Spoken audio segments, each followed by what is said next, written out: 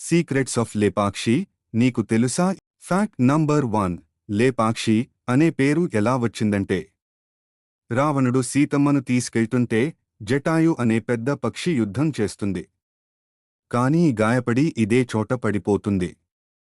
శ్రీరాముడు అక్కడికి వచ్చి జటాయుని చూసి లేపాక్షి అంటే ఎగురు పక్షి అన్నాడట.